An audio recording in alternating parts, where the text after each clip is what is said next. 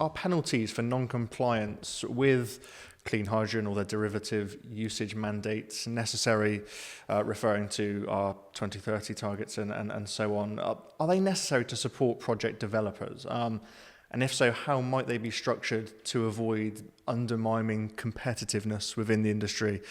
Tough question. Adam, sorry to pick on you, but I'll come to you first on this.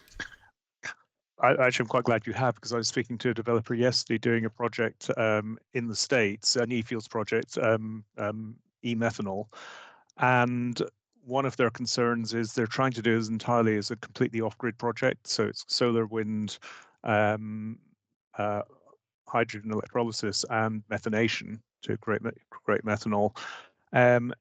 If they go entirely off the grid, they have problems with all the electrical engineering issues, which are inertia, black start, and voltage stability. And the cost of actually dealing with that and staying off the grid is quite substantial. They're talking about it potentially adding $200 to $300 per ton of methanol. And our view is at the moment, e-methanol's maybe somewhere around 1,300 to 1,400, if we're lucky. But that's the sort of, so a substantial cost to dealing with those technical issues by not being on the grid. But of course, if you're not being on the grid, then all the power is known to be coming from their solar farm, from their wind. It's 100% renewable. Whereas then if they then connect to the grid, they lose that and they run the risk of falling foul of regulation, some of that regulation still being developed, particularly if it's the IMO, which we're still waiting to hear on. So there is risk, quite material risk, I think, around those compliance questions, and it's very dependent. It's very dependent on the situation, the actual product you're dealing with. I think in the UK, for example, it's been within the hydrogen allocation rounds. It's been dealt with by the hydrogen standard, and I think essentially that's true in Europe as well. So again, it comes back to that regulatory issue. Does the regulation solve the problem?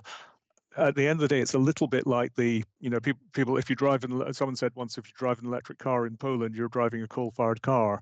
Well, yes, you are, but that doesn't make the electric car not part of the solution to decarbonising the world. And it'd be nice if the regulation can push us there and not let this be too much of a stumbling block. Absolutely, thanks for that, Adam. And Matt, I'm wondering if you have anything to add there. Really, I think I agree with everything Adam said. I guess, you look at what is driving these projects to development and the various sticks and carrots that are out there. I think, there's enough out there already to be incentivizing development. I think it's just that these mechanisms are slowly coming in and people are slowly catching up with them.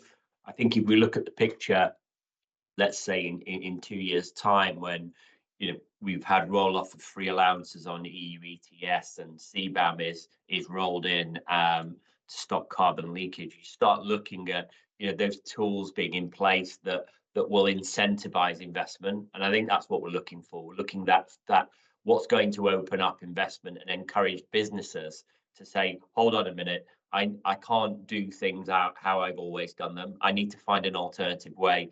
I need to be able to do that cheaply and securely, and that's where the innovation comes. So I think let's give it a couple of years before we start talking about an additional layer of penalties being applied to countries and/or developers.